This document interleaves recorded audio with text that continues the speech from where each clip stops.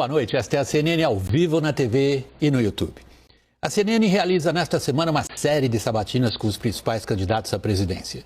Pelo sorteio, realizado com a presença dos assessores dos partidos, hoje é o dia que cabe ao candidato pelo PDT, Ciro Gomes. Nós preparamos um breve perfil sobre o candidato à presidência pelo PDT e após vamos saudá-lo e começar a nossa conversa. Confira. Ciro Ferreira Gomes tem 64 anos, é professor e advogado, nascido em Pindamonhangaba, interior de São Paulo. Ainda na infância, se mudou com a família para o Ceará, estado que marcaria sua trajetória política. Ciro foi deputado estadual por 2 mandatos. Em 1988, aos 31 anos, se elegeu prefeito de Fortaleza pelo PMDB. Em 1990, foi eleito governador do Ceará, desta vez pelo PSDB. Ciro Gomes assumiu o Ministério da Fazenda em 1994 durante o governo Itamar Franco. Deixou a pasta no ano seguinte. Em 1998, concorreu à presidência da República pelo PPS e ficou em 3º lugar. Em 2002, perdeu a disputa ao Planalto novamente, mas foi nomeado ministro da Integração Nacional por Lula, que assumia a presidência pela primeira vez. Na eleição presidencial seguinte, em 2006, já no PSB, Ciro deixou o cargo para tentar uma vaga de deputado federal. Foi eleito, mas ficou por apenas um mandato na Câmara. Em 2015, se filiou ao PDT e voltou a concorrer à presidência da República em 2018. Mais uma vez, ficou em 3º lugar, com 12% dos votos válidos. Candidato Ciro Gomes, nosso muito obrigado pela sua disposição em participar. Está conosco aqui na bancada. Antes de mais nada, boa noite. Boa noite, William. Muito obrigado a você e à CNN por essa oportunidade. Ótimo. Boa noite a todos os brasileiros. Nós tínhamos combinado de ser uma conversa, muito mais do que uma postura inquisitorial de interrogatório, portanto, vamos nos tratar por você, sem que isso signifique, da minha parte, qualquer manifestação de desrespeito. Ciro, sinceridade em política às vezes rima com suicídio. Sincericídio, que aconteceu quando você se referiu num evento ontem, às dificuldades que tem de explicar aquilo que você consegue dizer a plateias preparadas nas suas palavras para favelas? Não, William. Se a minha expressão permitiu essa manipulação esperta dos meus adversários, eu tenho que me penitenciar por isso, porque esse aqui não é um ambiente de inocentes. É um ambiente que, infelizmente, tem pela polarização a disputa entre 2 corruptos sem nenhum tipo de escrúpulo e eu tenho que me proteger disso. Mas o que eu fiz ali é apenas uma coisa que eu tenho procurado repetir em todo canto. Eu fiz uma palestra em termos absolutamente técnicos, tipo, sabe, qual é a influência da política monetária, do incremento da taxa de juros na variação da taxa de câmbio, por que essa combinação errada, historicamente, está destruindo a indústria brasileira e a gente precisa retomar a indústria, isso está gerando desemprego em massa, aviltando salários, etc, etc. E aí, quando eu acabei essa palestra extremamente técnica, não é? Uma pessoa disse assim, isso não foi uma palestra, foi uma aula. E eu resolvi fazer uma brincadeirinha e dizer, não, isso não é uma aula, é um comício. E aí volto a dizer, me penitencio porque deixei o queixo ali para a oposição desonesta bater. Mas, evidentemente, uma pessoa que dedicou a vida inteira aos pobres, que tem o Prêmio Mundial de Combate à Mortalidade Infantil, que preparou para os pobres do Ceará a melhor escola pública do Brasil, não pode ser confundido com ninguém que tenha qualquer tipo de preconceito contra pobre. O episódio abre uma janela interessante para a gente abordar como que a política é capaz ou não de levar conteúdos às pessoas que dele precisam. Veja só, numa das suas recentes sabatinas, Ciro, se não me engano a CBN, se não me engano, você explicava a sua posição nas pesquisas de opinião, um 3º lugar, ali parado no 3º lugar até aqui, como resistência da elite às suas ideias. Aí eu lhe faço uma provocação, evidentemente. Você, afinal, consegue falar com as elites e não consegue falar com as pessoas que precisam das suas ideias? A minha contradição é basicamente essa. O que eu proponho para fazer uma economia popular de alta energia e de superação de gravíssimas injustiças é muito claro. Por exemplo, eu tenho uma proposta com começo, meio e fim de garantir R$1.000 de renda mínima com status previdenciário, ou seja, na Constituição, acabando com essa história de véspera de eleição que Bolsonaro e PT fazem, não é? Digo de onde vem o dinheiro, quanto custa, como é que vai funcionar. Eu tenho uma proposta de trazer uma legislação inglesa para o Brasil, que eu chamo de lei antiganância, que vai permitir a quitação por lei de todo e qualquer empréstimo de curto prazo, no cartão de crédito ou no cheque especial, por exemplo, a partir do cidadão pagar 2 vezes o que tomou. eu tenho uma proposta de gerar 5 milhões de empregos em 2 anos. As pessoas vão ficar assustadas. Como assim? Você vai acabar metade do desemprego do Brasil? Sim, vou. E eu digo 14 mil obras e digo de onde vem o dinheiro. E a partir daí eu tenho uma proposta de transformar a educação pública brasileira numa das 10 mais qualificadas educações públicas do mundo em 15 anos. Fizemos isso no Ceará. As pessoas não querem acreditar porque a mediocridade ao lado da corrupção dominaram a cena política brasileira. Mas o Ceará, que é um dos estados pobres do Brasil, tem hoje a melhor educação pública do país. E eu, então, eu tenho uma agenda. Quando eu termino de anunciar essas coisas, eu tenho que dizer de onde vem o dinheiro, porque é a única proposta que está em disponibilidade. Aí falo de um tributo mais progressivo sobre lucros e dividendos empresariais, um tributo sobre grandes fortunas, um corte de 20% nas renúncias fiscais, e aqui eu começo a não ser mais entendido pelo povo. Por quê? Porque uma campanha tem que ser também um esforço pedagógico, de ensinar para as pessoas, de explicar para as pessoas, e eu estou fazendo isso. Ali na Firjão, o que eu fiz foi uma coisa que eu estou repetindo em todo canto, pedindo para as pessoas me ajudarem a traduzir essas coisas. Deixa eu prosseguir nessa linha que você está sugerindo. Sim. A dificuldade que você está mencionando ao nosso público é traduzir assuntos complexos e transformá-los em assuntos de fácil captação pelo eleitorado que, no fundo, decide se você vai ocupar o Palácio do Planalto ou não. Sua quarta campanha. Em que medida a sua larga experiência, por exemplo, faz com que você, como ator político, como personagem político, como candidato, ignore, por exemplo, marqueteiros? Você trouxe um marqueteiro experiente, um marqueteiro que produziu milagres eleitorais para o PT antigamente. Depois ficou sabendo que era através de dinheiro público desviado. Mas o trabalho profissional do marqueteiro está lá. Você está brigando com ele? Não, em absoluto. Deixa eu dizer ele está dizendo para você. Ele me ajuda, ele me aconselha, e é um gênio extraordinário. É preciso que a gente tenha clareza de que ele jamais foi condenado por qualquer tipo de corrupção. Ele foi condenado por receber sem nota um serviço que efetivamente prestou, pagou muito caro, mereceu pagar e está de volta à cidadania plena no Brasil, só para que todo mundo tenha clareza disso. Mas veja, a natureza da minha proposta é que explica essas coisas, William. Eu não quero ser presidente do Brasil para ser preso ou caçado como todos foram. Veja o brasileiro que está me acompanhando, o Collor governou com essa gente, mentindo e tal, e foi caçado. O Fernando Henrique governou com essa gente, o PSDB nem sequer adquiriu condição de disputar a eleição esse ano. O Lula governou com essa gente, mentindo, como está fazendo de novo, foi preso.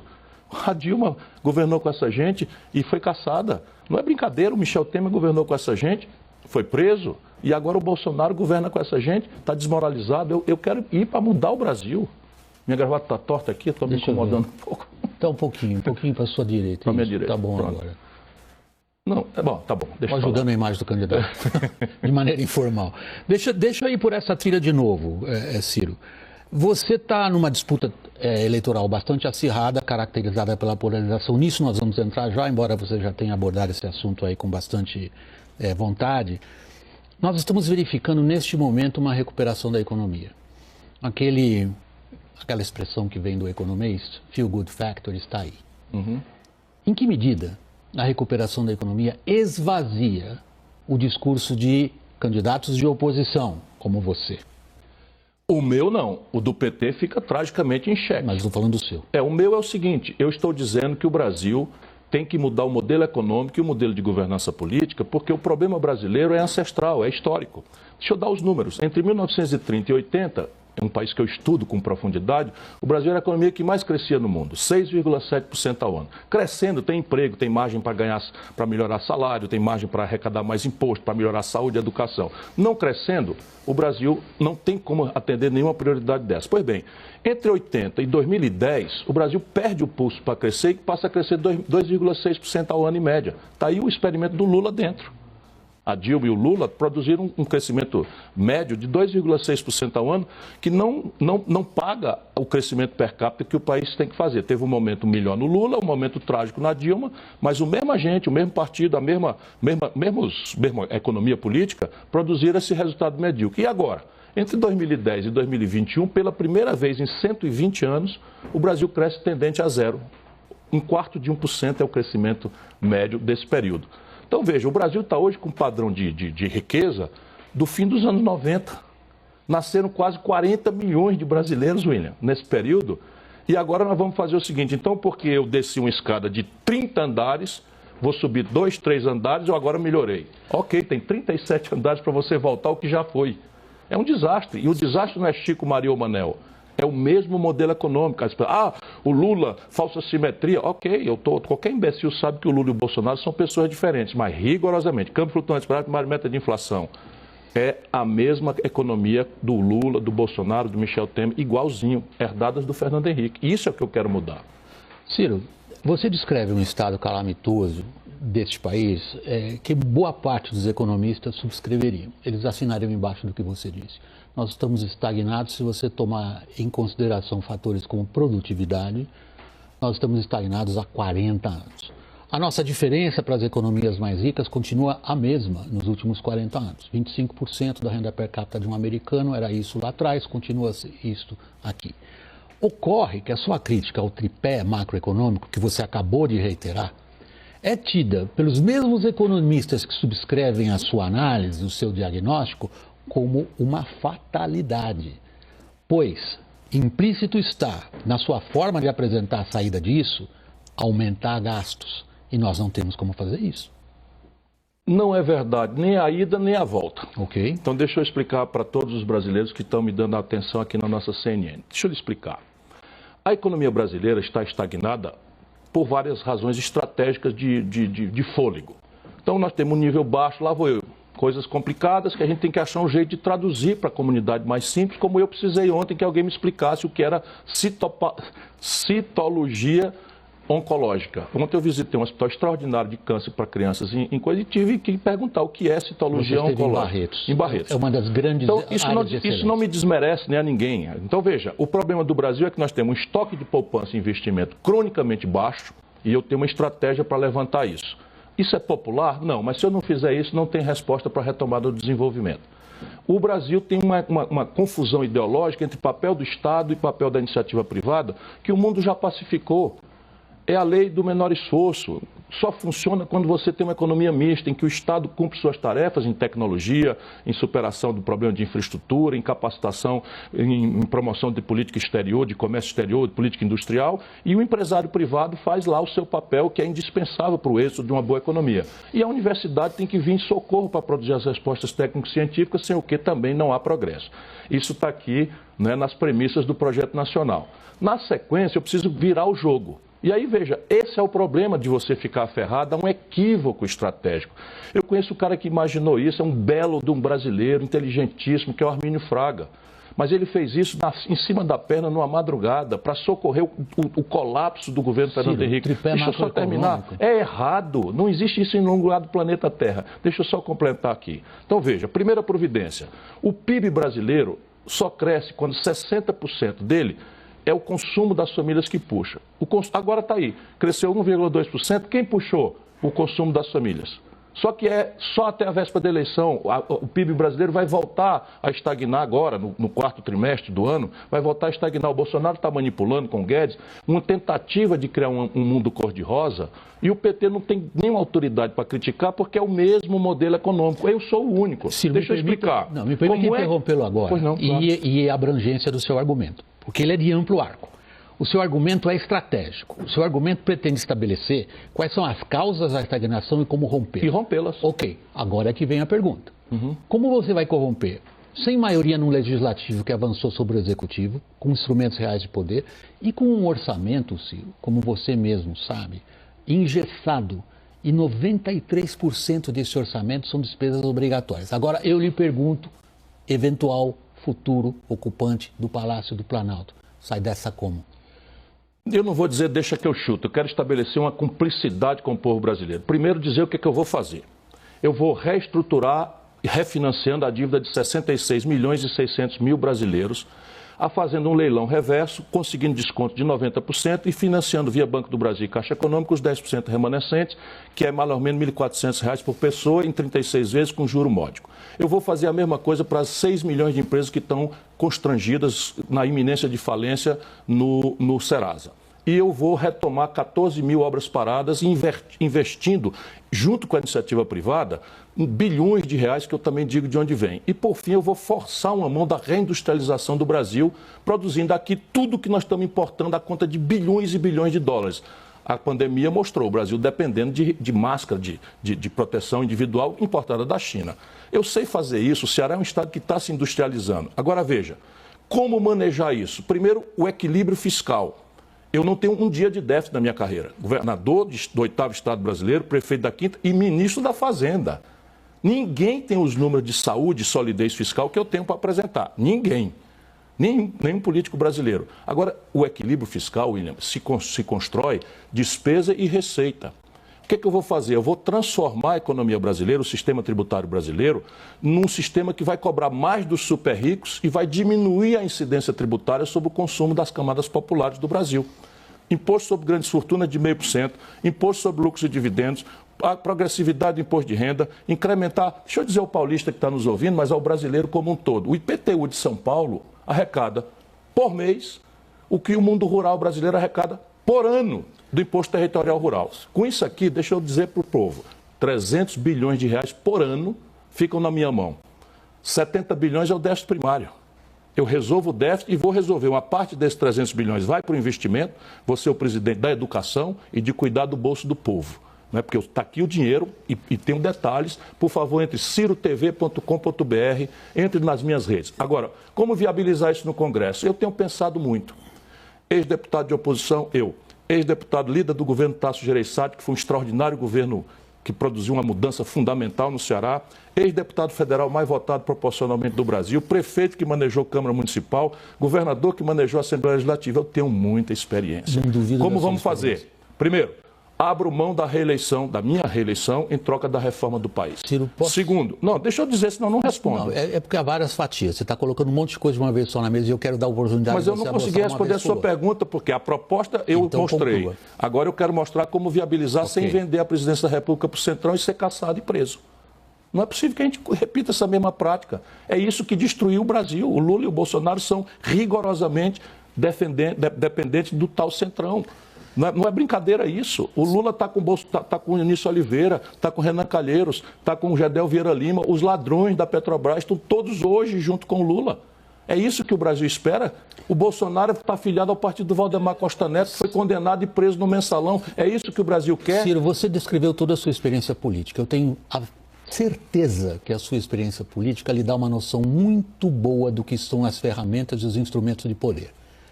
Quando você se refere ao Centrão, e quando você se refere à relação entre legislativo e executivo hoje, você obrigatoriamente tem que se referir a uma transformação relevante dos instrumentos de poder ocorrida nos últimos 4 anos. É disso que se trata. Iniciada um pouco lá atrás. É disso que se trata. Nós não estamos falando de negociações políticas. Não, nós estamos falando... sim. Não, espera, nós estamos falando de prerrogativas de poder legislativo desconhecidas até então. Não, de forma nenhuma. Como é que você vai acabar com a emenda do relator? Acabando, no primeiro dia. Aí você diz, como assim? É assim, eu não permito empenhar. Eu sei o que é isso. Quantos brasileiros sabem o que eu acabei de dizer? É isso que eu quero que as pessoas me ajudem. Quem empenha, ou seja, quem declara que vai ser pago esta ou aquela despesa, é o executivo. No primeiro dia está proibido empenhar a emenda do relator. Ponto final. A questão não é essa.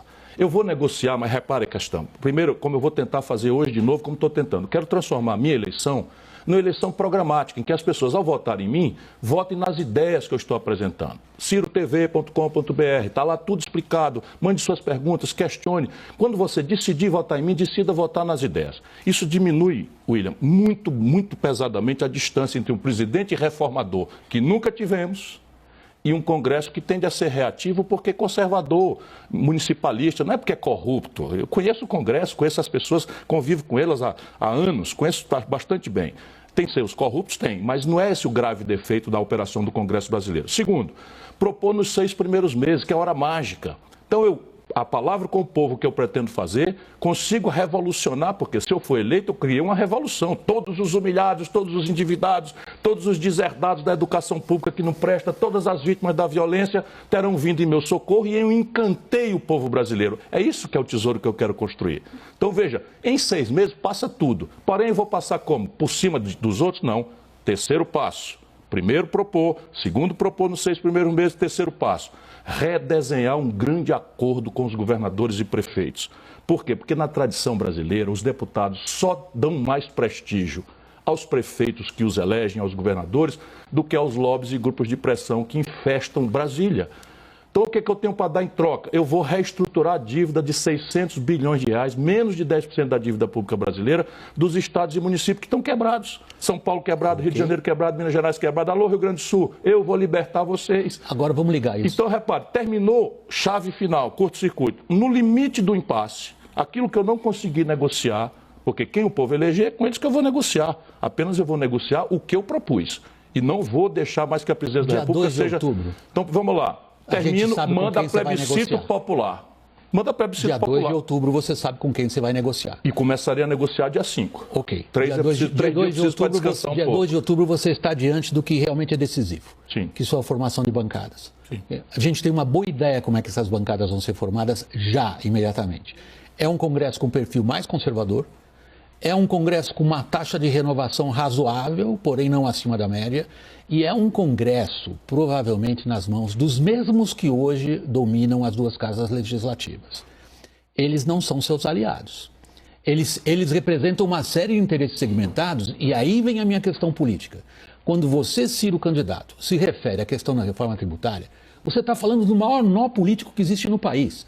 Porque alguém tem que ser capaz de pôr na mesma mesa os entes da federação, que você já se referiu a todos eles. Com os governadores você está propondo um tipo de acordo.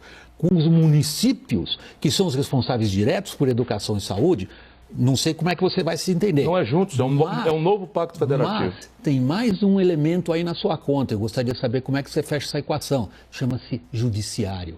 Todas as suas propostas serão judicializadas com certeza. Como é bom, como é bom. Agora, se eu, jurista, professor de direito, estou quase pedindo perdão porque gosto de estudar. No Brasil está desse jeito. Os dois líderes, os dois campeões das pesquisas aí, vão ser derrotados, não tenho a menor dúvida, fazem apologia da ignorância. E eu, não é, quando procuro dar complexidade, estudo as questões, estou virando, vamos dizer assim, um elitista. Era só o que faltava no nosso país. Então, o único projeto de economia popular, revolucionário, o único candidato antissistema, vai aí para essa mistificação grosseira. Mas deixa eu lhes falar.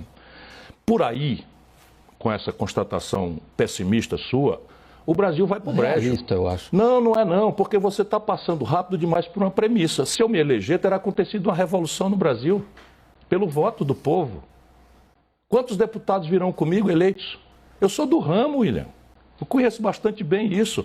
O Rodrigo Pacheco, presidente do Senado, é um excelente amigo meu. Com todo respeito à sua pessoa, você é um grande puxador de voto para a bancada de deputado?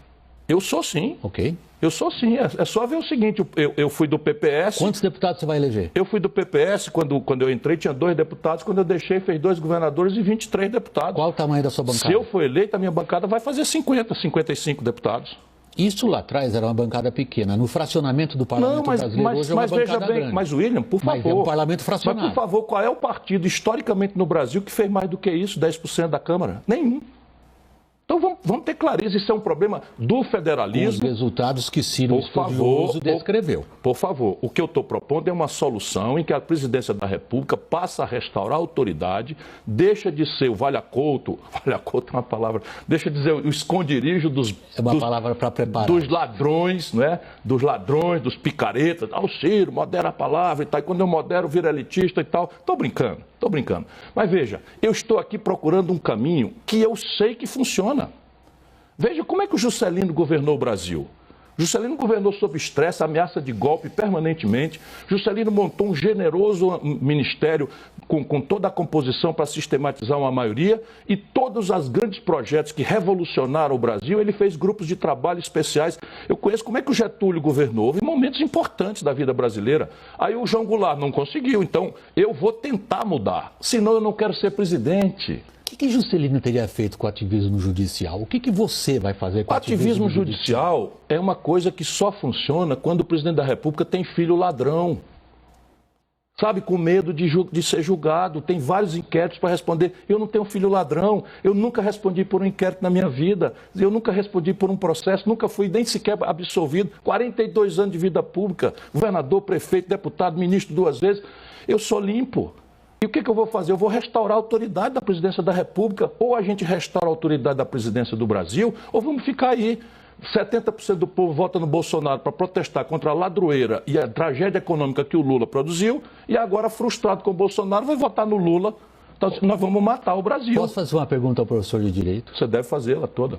Qual é a sua avaliação da interferência do STF na vida política, em primeiro lugar? E em segundo lugar, nós temos um caso recente pelo qual um dos ministros do STF autorizou operações de apreensão e busca em casas de cidadãos particulares a partir, ao que tudo indica, estou falando pelo que sabemos hoje, a partir de noticiário. Qual é a sua avaliação? Veja, primeiro, no Estado de Direito Democrático, já dizia o velho Rui, o Supremo Tribunal Federal tem direito de errar por último. O que é que ele estava querendo nos ensinar? É que existe um curto-circuito institucional se a gente não acatar o judiciário. Isto dito, nós não somos obrigados a concordar, do ponto de vista de opinião, temos que acatar, respeitar, mas não aceitar intelectualmente a coisa. E eu tenho uma opinião antiga. Eu, em 18, vieram para cima de mim, no auge do lavajatismo, eu dizia, olha, eu, presidente da República, vou devolver os poderes às suas caixinhas, pensando no organograma. Isso é autoridade, William, não está escrito, mas o chefe de Estado no Brasil tem que ocupar a plenitude da sua autoridade para que os outros poderes voltem ao seu leito institucional, sem o que o sistema de freios e contrapesos não funciona, o professor de Direito, porque assim foi imaginado pelo Montesquieu. Exemplo prático, essa operação. Já me perguntaram na primeira hora, como eu sou um crítico feroz do bolsonarismo, da aptidão golpista do Bolsonaro, ou pelo menos do terrorismo retórico que ele faz de desacato às instituições, eu teoricamente deveria ter vibrado, mas eu não vibro. Eu disse que aguardaria, para dar a minha opinião, a quebra do sigilo dessas razões. Por quê? Porque o princípio é a liberdade. Já houve a quebra de sigilo. Só da ordem judicial, não houve dos fundamentos. Ali na sentença que eu já li, eu não encontro fundamento. Não encontro fundamento. Para a operação ter sido feita como foi feita? Como professor de direito, como advogado, eu não encontro fundamento. Eu sei que ali tem muitos marginais perigosos, capazes de qualquer serviço porco contra o Brasil. Conheço bem alguns deles. Porém, o princípio, mesmo para os vagabundos, é a liberdade. Eu não sei o quanto o professor de Direito Ciro trafegou pelo direito constitucional. É a minha disciplina na universidade. Perfeito, então. Ótimo. Estamos falando com quem entende. Há um óbvio desequilíbrio e desarmonia entre os poderes no Brasil. Quem é o culpado? A autoridade da presidência da República. Não é o STF? É claro que não. Poder não se compraz com o vácuo. Não existe vácuo de poder. Na teoria, está desafiando o professor de Direito, na teoria do Montesquieu, que no espírito das leis, é quem imaginou a tripartição dos poderes. Ele afirma claramente que o poder político é uno e indivisível, porém que o poder tem que ser, nas suas funções, repartido para que le pouvoir, que o poder controle o poder e evite-se os abusos. Então, o que está acontecendo no Brasil? O chefe de Estado e o chefe de governo, no presidencialismo brasileiro, são a mesma pessoa. E, ciclicamente, nós temos tido a presidência da República ocupada com gente que tem deveres ou haveres ou débitos com a justiça. Então, você pega um ministro, manda lá uma liminar dizendo que o presidente da República não pode nomear um ministro. Comigo, em nenhuma hipótese isso aconteceria. Em nenhuma hipótese. Por quê? Porque eu jamais nomearia um ministro com desvio de finalidade. Vamos descer para o plano da realidade. É nela que eu estava. Não, você estava também no plano teórico, que me parece excelente. É impossível entender o plano da realidade sem entender qual é o fundamento teórico dela. Nesse ponto, eu acho que nós dois concordamos.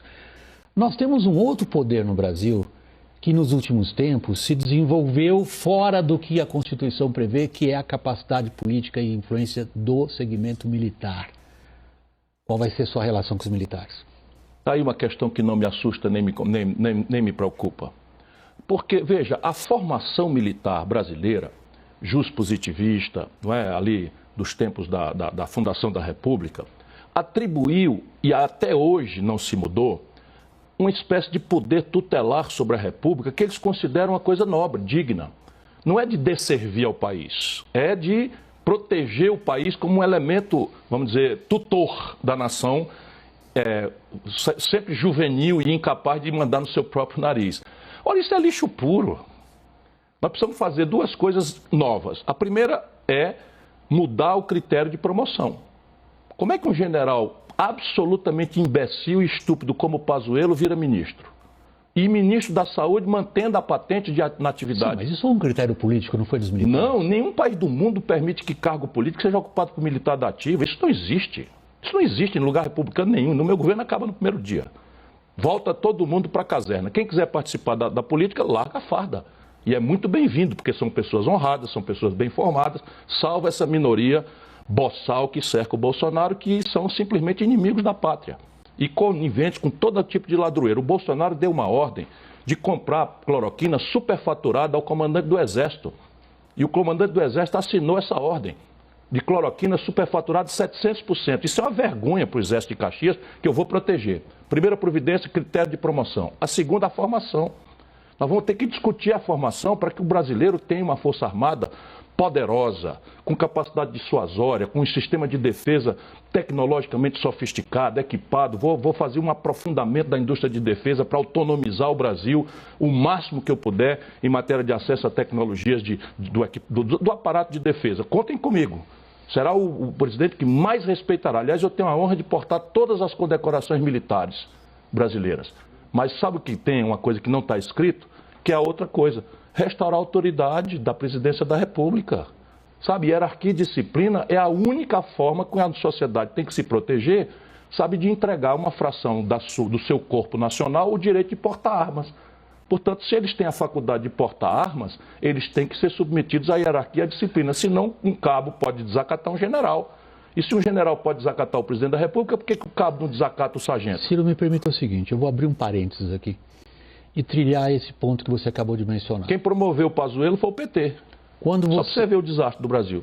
Quando você se referiu aos militares, você já deu um passo e entrou no campo da política de defesa e da política de segurança nacional. É um tema... Sem isso não tem soberania. É um tema pouquíssimo abordado em debates entre candidatos no momento e, está no seu livro. Mas é um tema que o público brasileiro, em geral, não segue com o mesmo interesse como segue as questões que envolvem a política do dia a dia. Eu vou abrir esse parênteses, vou fechar esse parênteses e nós vamos voltar para as eleições. Como nós temos aqui uma conversa de um bom tempo, eu me permito isso também em relação ao público que, em geral, o nosso sim, mas em geral o público amplo no Brasil não liga muito para a política externa nem para a política de defesa. Qual é a ameaça externa para o Brasil? A ameaça externa para o Brasil é a guerra híbrida. O que é a guerra híbrida? Hoje se descobriu que você não precisa mais fazer uma sargentada. Você desestabiliza nações inteiras pela propaganda, pela manipulação interna de forças que são eventualmente desinformadas ou estão disponíveis para ser feito isso. E aqui a guerra é econômica e tecnológica. É isso que é o inimigo externo do Brasil e a gente não precisa localizar no fulano, no país A ou país B. O sistema de defesa é uma necessidade para a capacidade dissuasória, ou seja, dizer não. Nenhum país pode mandar no seu próprio nariz se não tiver capacidade de dizer em algum momento, não, eu não concordo, não, eu não aceito. E hoje é uma gracinha o Brasil. Sabe, um presidente dito militar, uma arrogância, uma retórica militar, o Brasil não tem capacidade de aguentar 3 dias de conflito. E eles surgem. Eles surgiram aqui no Cone Sul, nas Malvinas, ele surgiu agora na Ucrânia e, portanto, nós temos que estar prontos, não para ter. O Brasil tem uma tradição pacifista que eu vou honrar e manter. Nós não temos conflito de fronteira há mais de um século. Porém, somos desnuclearizados, lideramos a desnuclearização do continente, porém o Brasil, comigo, terá uma força de defesa altamente profissional e com alta capacidade dissuasória. Ciro, nós temos uma das maiores linhas de costa do mundo. 8.400 quilômetros. Nós temos boa parte das nossas riquezas no pré-sal. Nós não temos sequer um submarino para proteger isso. Lançamos hoje o Riachuelo. Lançamos hoje, por coincidência, o Riachuelo. Nós estamos há quase 40 anos tentando construir um submarino de propulsão nuclear, que ninguém confunda com um submarino de ataque nuclear. Você vai dar dinheiro para a Marinha? Eu vou dar dinheiro. Um dos complexos industriais prioritários da minha proposta é o complexo industrial da defesa. Aquilo que eu chamo de gracinha é o seguinte: hoje, um anal brasileiro, um avião brasileiro, um míssil de curto alcance que o Brasil assinou, não é, com o tratado de não ter míssil de médio nem de longo alcance, é guiado pelo GPS norte-americano. Isso é brincadeira. As comunicações militares brasileiras se processam por satélites americanos. A minha ambição é dotar o Brasil do máximo de autonomia tecnológica. Por isso que eu quase subo as paredes, sozinho no Brasil, para não deixar que a Embraer fosse entregue para a Boeing. Por quê? Porque estava se desenvolvendo ali o KC-390, que é um super cargueiro, uma joia da engenharia brasileira. Comprado por Portugal semana passada. Não, é uma coisa extraordinária. E o Gripen, eu fui visitar a Saab na Suécia, o Gripen transferiu, é o único episódio que eu conheço na história do mundo. O pacote tecnológico inteiro a Saab transferiu para o Brasil. Só o capacete que é produzido no Rio Grande do Sul e que tem usos civis que você pode derivar, é isso que eu quero fazer. Um complexo industrial. Por quê? Porque já estamos gastando dinheiro. Estamos gastando dinheiro. Hoje, no complexo industrial militar, é praticamente impossível um país ser autárquico. Olhe para a Rússia, por exemplo. Olhe para a China, que depende de Taiwan, a Rússia, que dependia do Ocidente. Nós estamos diante de uma situação geopolítica internacional na qual os blocos se formam novamente. Inevitavelmente, sobretudo quando se refere a esse assunto que você abordou, autonomia tecnológica e tecnologia de defesa, nós somos dependentes sim dos americanos. Como é que você vai resolver isso? Eu não estou falando que eu pretendo produzir o Brasil autárquico nesse setor de defesa, mas também no complexo industrial do agronegócio. O Brasil está importando os seus adubos da Rússia. Explodiu 200% o preço. O mundo rural brasileiro está aí perdendo coisa agora no crescimento econômico, perdeu a excelência, o nosso grande carro-chefe, que é o agronegócio. Por quê? Porque os custos incidentes em dólar estão explodindo por causa do complexo industrial da saúde, William Vac. Então, para todos os outros, não é questão de ser autárquico. A questão é o seguinte, no complexo industrial, por exemplo, da saúde, 80% da inteligência tecnológica está vencida a patente. E nós estamos pagando royalties ilegais, e estamos pagando e mandando 17 bilhões de dólares só do Tesouro Nacional financiando emprego no estrangeiro. O que eu vou fazer? E também agora a guia da política externa, que também não se fala muito, mas é preciso falar. Eu só vou conseguir isso se eu dinamizar uma política exterior que busque, ao lado dos princípios de autodeterminação dos povos, solução pacífica dos conflitos, não intervenção em assuntos domésticos, que é a guia dos princípios do Barão do Rio Branco, de Santiago Dantas, enfim, da diplomacia profissional brasileira que está desmoralizada aí com o Bolsonaro. Nós precisamos fazer uma outra guia moderna, qual seja buscar um regime de preferências comerciais industriais, buscar um regime de transferências tecnológicas sensíveis e buscar um regime de financiamento rebelde às interdições que os americanos nos impuseram na estrutura do FMI. Isso é fácil? Não, isso é necessário. E o único candidato que tem tentado refletir sobre isso com o Brasil sou eu. Ciro, vamos seguir nessa sua reflexão. Vai ser minha última pergunta nesse contexto e depois nós vamos voltar para a eleição nacional. Em respeito ao público, que eu sei cujo interesse não é tanto nessas duas áreas que nós estamos abordando. O mundo mudou para o que ele era antes da queda do Muro de Berlim. Nós temos de novo grandes blocos, dois grandes blocos, e a lealdade do Brasil será testada. Onde você está como eventual presidente da República nessa situação?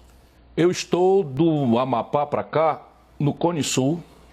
Eu estou olhando para minhas tradições africanas. Eu estou olhando para a minha cultura pan-americana, uma civilização judaico-cristã escravista, como os americanos. Eu estou olhando para as minhas origens europeias e eu compreendo que é necessário que o Brasil utilize essas tensões e essas graves contradições para defender o seu interesse. Geisel, no acordo com os alemães nas usinas nucleares, 1975. É um exemplo. E Getúlio Vargas, quando tentou proteger o Brasil do creu-morre que os americanos nos impuseram na Segunda Guerra Mundial. 1943. Aqui agora é o quê? Reforçar nossa posição na América do Sul, reforçar a nossa posição no BRICS, recuperar o BRICS, ampliar o BRICS, porque nesse contexto a gente não precisa jogar o creu-morre dos dois. Ao contrário, nós devemos atuar como um algodão entre cristais nas questões das tensões bélicas, mas devemos atuar defendendo os interesses do Brasil, exigindo que a nossa posição internacional seja aquela para quem nos der mais. Aqueles valores objetivos, regime de preferências comerciais para os nossos produtos industriais, que voltarão a ganhar mercado, porque eu vou reindustrializar o Brasil, um regime de transferências tecnológicas para fazer um fast track, aí você diz, o mundo não sei o que e tal. Caramba, em 1980, a China era um sexto do Brasil em matéria de produção industrial. Ontem, hoje a China avança para ser 20 vezes o Brasil, e eles fizeram isso agora. A Coreia do Sul, em 1980, não era nada. E o Brasil já produzia 500 mil veículos por dia. O que está fracassando no Brasil, William Vac, é esse modelo estúpido que os tais economistas de televisão querem manter. Você define o Brasil como uma potência média regional com interesses próximos. Uma potência média regional sem nenhum interesse hegemônico, e que vai lutar por uma ordem internacional assentada na paz e no direito e não na violência, mas que vai buscar desestabilizar o confinamento vamos dizer, das virtudes do avanço tecnológico, da riqueza, que vão ficar aí concentrados em poucas mãos. O Brasil não vai aceitar isso. Bom, e por isso precisa saber dizer não e poder dizer não. Fechamos o parênteses, vamos voltar a falar das eleições, do dia a dia das eleições. Há uma cisânia no campo da esquerda brasileira, que é onde você se situa, ou estou equivocado? O meu projeto é de centro-esquerda. Ok, mas você pertence, um bom pedaço seu está na esquerda. Cisânia nos campos de esquerda são tradicionais. Praticamente desde as disputas entre os reformistas e os revolucionários, lá no século XIX, vindo para cá, dentro do próprio movimento comunista, dentro da social-democracia.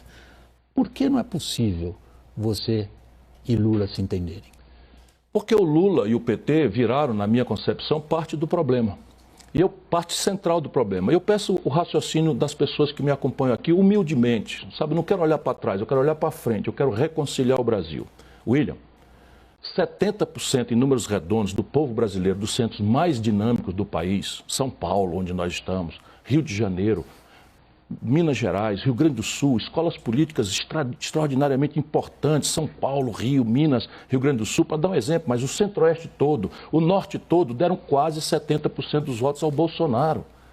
O Bolsonaro não caiu de Marte, o Bolsonaro não tinha uma biografia, pelo contrário, era um mediocrérrimo deputado do baixo clero, que eu denunciei 1000 vezes, roubava dinheiro da gasolina, roubava dinheiro de funcionário fantasma, comprando imóveis com dinheiro em espécie e tal. Ele não tinha uma proposta. Como é que o nosso povo maravilhoso, trabalhador, dá quase 70% dos votos ao Bolsonaro? Se a gente não tiver humildade para entender, nós não vamos achar o caminho. Deram, sabe por quê? Porque o Lula e o PT produziram a um só tempo a mais profunda e grave crise econômica da história do Brasil. Nunca o Brasil caiu 7% da economia em 2 anos, como caiu com o PT. Vamos relativizar as coisas, mas foi ali que o povo identificou. E ao mesmo tempo que o povo ia do crédito farto que o Lula promoveu para o SPC, ia do emprego de 4,5% de desemprego para 12%, 11% de desemprego, e agora nunca mais desceu, agora caiu para 9%, aí com subemprego, com informalidade mais vil, mais selvagem.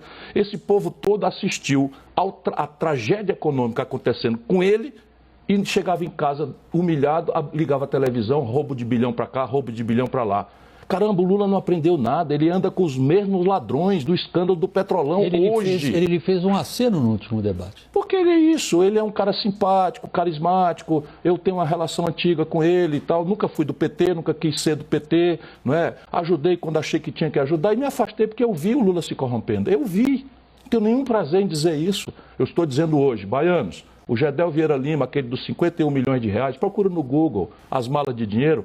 O Lula lá atrás deu para ele o Ministério da Integração Nacional e a Dilma deu a vice-presidência da Caixa. Esse cara meteu a mão, roubou 51 milhões de reais, foi fotografado, preso. Percebe, o Lula está com ele hoje, William Vac. O Eunício Oliveira, o Lula deu R$1 bilhão de contrato, a empresa é Manchete. Cadê a imprensa brasileira? R$1 bilhão sem contrato sem licitação na Petrobras. Esse cara dá dinheiro para a petezada toda, está lá com o Lula no Ceará, tentando destruir um projeto que produzia a melhor educação pública do Brasil, sabe, subornando pessoas, violentando consciências. E isso é o Lula. Não dá mais, ele é parte central do problema. E vou dizer, pelo que eu estou vendo no andar da carruagem, pela debilidade, a fraqueza que eu vi psicológica do Lula, o Bolsonaro partiu para cima do Lula para denunciar a corrupção. O Lula avacalhou-se no debate. Eu estou vendo 2018 funcionar se eu não conseguir salvar o Brasil. Peço sua licença interromper nossa conversa, nós vamos para um intervalo muito rápido, justo. E eu volto lhe dando a palavra ainda nesse tema logo mais depois daqui na Câmara Fechada. A gente faz um rápido intervalo. Em instantes estamos de volta com o candidato à presidência pelo PDT, Ciro Gomes. Até já.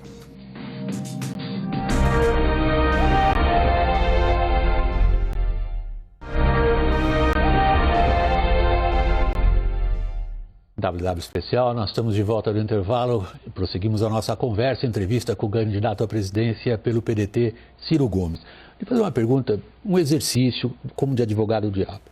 Quando a gente olha o líder das pesquisas, que é o ex-presidente Lula, ele tem reiterado que pretende fazer um grande movimento de aglutinação de forças políticas e, evidentemente, estende a mão. Sou obrigado, a partir das suas respostas, a supor que num segundo turno, qualquer que sejam os que estiverem lá, supondo que o senhor esteja ou não haverá Ciro Gomes apoiando Lula. Eu sou candidato a presidente do Brasil não é porque é fácil, eu sou candidato porque é necessário. Essa polarização está rachando a nação brasileira. É só você botar a mão na cabeça e pensar, qualquer um desses dois eleitos, o Brasil vai amanhecer mais ou menos radicalizado, mais ou menos assentado no ódio. Portanto, eu tenho que ter uma psicologia, William, me perdoe, eu tenho que ter uma psicologia de que é meu dever estar no segundo turno. Então eu não cogito nem sequer mentalmente essa possibilidade, porque, veja, é minha tarefa e só eu fiquei responsável por isso agora. E eu vou fazer isso, vou salvar o Brasil dessa polarização. Ciro, nós temos um cenário um pouco diferente agora nessas eleições do de 2018, no qual o uso das redes sociais foi decisivo para a vitória do Bolsonaro. Isso parece ser um consenso entre todos os que analisam política e os que são operadores no campo da política como você. 2022, tanto o TSE quanto a imprensa tradicional, estabelecida como esta emissora, por exemplo, se prepararam para isso. Como é que está andando? Veja, está andando muito melhor do que 2018, mas o impulsionamento ilegal está no mundo. O Tribunal Superior Eleitoral precisa se acordar, porque um cara como eu, que fala o que eu falo, que combate os interesses do sistema que eu combato, tenho que andar rigorosamente dentro da linha. Mas os meus adversários estão fazendo impulsionamento de WhatsApp, impulsionamento, as pessoas estão recebendo esses impulsionamentos a conta de bilhões de pulsos, não é? Então é preciso que a gente não alimente ilusão. Entretanto, o que acontece de lá para cá é que a população botou a desconfiança na internet. Isso é muito importante. A internet democratizou a informação, mas é importante que a gente procure validar essa informação na imprensa que tem compliance, que tem responsabilidade, que pode ser acionada judicialmente, por exemplo. Mas é essa mesma internet que está reforçando o comportamento de tribo. Sem nenhuma dúvida, você tem gravíssimos problemas. Você não tem ideia, claro que tem moderno como é, mas o que eles estão fazendo em matéria de algoritmos, as pessoas não sabem, mas a pesquisa ali, você entra no Facebook ou no Instagram, só a sua navegação informa que tipo de consumo, valores você cultiva, e eles vendem o pacote inteiro para você acessar as pessoas que tendem a acreditar em você se você apertar este e aquele botão na psicologia das pessoas. Por isso é que é muito importante que o povo brasileiro se vacine, duvide de todo tipo de fake news, procure apreciar 2 vezes, 3 vezes aquelas pessoas e abra a cabeça, não aceite que a eleição já está resolvida. Eu tenho uma vice extraordinária, se você conhecer a Ana Paula, você vai ver a mulher extraordinária, negra, baiana, vice-prefeita de Salvador, professora, advogada, especialista em finanças, mestrada em administração, ex-secretária de combate à miséria e à pobreza. É um avião que domina o assunto de pobreza e miséria. As pessoas precisam conhecer. E eu tenho 52 segundos na televisão. Percebe por quê? Porque aquilo que você chama que o Lula fez um grande acordo, isso é um brutal conchavo. É um brutal conchavo. O Lula, se elege, vai eleger ali amarrado os 4 pés, 4 mãos, um pescoço, a boca, o nariz e tudo. Já está vendido tudo, até ministro do Supremo já se negociou em São Paulo. Isso é um desastre. Tenho dificuldade de ter só 52, mas sou livre. Eu posso propor a mudança, eu posso fazer um grande entendimento nacional baseado em propostas e não em fisiologia e corrupção. Ciro, quando a gente olha os fatos políticos da realidade, a gente percebe que essa polarização até agora ninguém conseguiu romper. E está faltando um mês para a eleição. Isso não é bem fato, não. A polarização que o Brasil viveu era PSDB e PT. Cadê o PSDB? Ou seja, a dinâmica da política é uma construção permanente. O povo brasileiro está aí induzido a escolher o crê ou morre, uma ou outra, coisa ruim ou coisa pior, mas deixa eu lhe dar ciência, porque parece assim que eu sou um idealista que cheguei de Marte ontem, não um político com 42 anos de experiência na estrada. Eu sei que não é o seu caso. Não, utopias bonitas. Não é utopia, não é utopia, não, é uma estratégia. Veja bem, entre indecisos a pleno campeonato, indecisos a essa altura do campeonato, apuramos agora em vários institutos e aqueles que trabalham comigo. Entre indecisos, brasileiros que votam no Lula porque acham que ele é o único que vai nos livrar do Bolsonaro, mas já não defendem o Lula. E aqueles que votam no Bolsonaro, já sem confiar no Bolsonaro, apenas porque não querem que o Lula volte, é a maioria do povo. Se eu tenho a oportunidade que vocês estão me dando, que a imprensa brasileira está me dando como eu nunca tive, de falar que eu vou fazer do Brasil uma das 10 melhores educações públicas do mundo em 15 anos, e mostro como fiz no Ceará, não eu fiz, eu ajudei modestamente a fazer, um estado pobre como o Ceará hoje tem a melhor educação pública do Brasil. Eu faço isso pelo Brasil inteiro, eu estou dizendo como fazer, de onde vem o dinheiro. Ora, isso é encantador.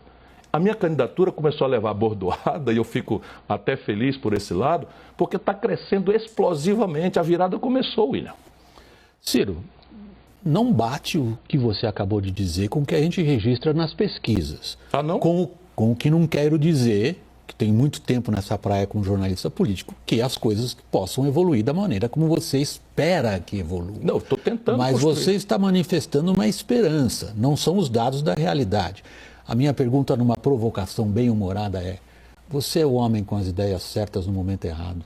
Eu sou o homem certo na hora certa. Por quê? Porque o Brasil entende que tem que dar o passo do futuro ou o Brasil fica amarrado nessa bola de chumbo do passado. Votar no Bolsonaro para protestar contra o PT, pela corrupção e pela crise econômica. Agora, votar no PT para protestar contra a decepção com o Bolsonaro, meu irmão, é suicídio coletivo. E eu quero o Brasil esperançoso, olhando para o futuro. E eu tenho esperança. O nome do meu livro é Projeto Nacional, O Dever da Esperança. Por que dever? Normalmente não se associa. É porque todas as evidências são deprimentes. Mas eu acredito no povo brasileiro, dei a minha vida ao povo brasileiro e estou aqui lutando. Amanhã, se não for essa a vontade do povo brasileiro, paciência, que Deus abençoe essa grande nação. Você sai da carreira pública, você disse em vários lugares que seria... Essa é a minha última eleição. Porque eleito, eu vou trocar a minha reeleição pela reforma do país. E não eleito, eu vou entender que a minha etapa está cumprida. Você vai fazer o quê? Eu vou estudar, trabalhar, sou advogado, sou professor, política para mim nunca foi meio de vida. Eu abri mão de 3 aposentadorias, ex-deputado, ex-governador, ex-prefeito, não fui morar no palácio, eu sou um cara diferente mesmo, sabe? Não tenho nenhum filho na política, sabe? Não usei cartão corporativo de ministro, eu sou diferente. Eu me preparei para presidir o Brasil, sabe? Para ser o homem que vai reunificar, que vai reconciliar ao redor de um projeto, não é da minha personalidade. É de um conjunto bem articulado de ideias que eu recolhi ao longo de 40 anos, conhecendo como a palma da minha mão o Brasil. Sabe? Alto Solimões, Tabatinga, a rádio que toca português lá, eu que abri, em parceria com o bispo, que já não está mais entre nós. Sabe, na metade sul do Rio Grande do Sul, a região que mais se deprimiu economicamente, eu ajudei a desvendar as novas alternativas de fruticultura, de reflorestamento, ajudei a fazer barragem no Rio Grande do Sul, que está experimentando falta d'água pelas mudanças climáticas, sabe? O projeto de integração de bacias, a transposição de São Francisco, eu que banquei, o Lula desistiu 3 ou 4 vezes, eu ameacei me demitir. Então eu tenho uma obra, sabe, o arranjo de gemas e joias e de cachaça do Vale do Jequitinhonha e Mucuri, ali na região mais pobre de Minas Gerais. Eu conheço o Brasil com a minha alma e é isso que eu quero, eu conheço a força dessa grande nação. Sabe o problema das minas de carvão de Criciúma e a recuperação lá? Eu fui como funcionário do Grupo CSN o encarregado de fazer o acordo. Ninguém conhece esse país, ninguém ama esse país, ninguém está mais pronto do que eu para unir o Brasil. Ciro, 1 minuto para as suas considerações finais, aí sobrar alguns segundos para eu me despedir, por favor. Se você quiser falar diretamente, temos uma câmera. Eu quero agradecer, William Vac, a você, a qualidade dos questionamentos, não me surpreende, grande jornalista que eu admiro, e não falo isso para rasgar cedo, estou falando no fim, né? Agradecer a CNN, o comportamento democrático e plural. Eu estava muito indignado com a ideia de cancelamento do debate, tem a garantia de que vai acontecer o debate, porque sem debate nós não vamos estabelecer a nova cumplicidade que o Brasil precisa para sair desse atoleiro de corrupção, de incompetência, de estagnação econômica em que nós estamos amarrados há 30 anos no Brasil. E a você, meu irmão, muito obrigado por ter nos acompanhado, minha irmã, de todos os rincões do Brasil. Eu peço uma oportunidade, minhas ideias estão todas consolidadas nas minhas redes, cirotv.com.br, é um lugar por onde você pode navegar e vai ver como é que eu vou ser o presidente da educação e vou ser o presidente que vai cuidar do bolso da pobreza brasileira, removendo todos os endividados do SPC, pergunte como, removendo as 6 milhões de empresas, criando 5 milhões de empregos, que são os elementos do meu projeto. E a lei anti-ganância, que vai lhe proteger do escravismo do sistema financeiro. Muito obrigado a vocês, me dê uma oportunidade, é tudo que eu peço. Ciro Gomes, muito obrigado de novo da nossa parte pela sua disposição em participar e pela sua presença aqui no estúdio. Boa noite. Muito obrigado e boa noite. O WW especial, na nossa série de entrevistas com os presidenciáveis, essa edição está terminando. CNN, você por dentro de tudo. Boa noite, pessoal. Até amanhã.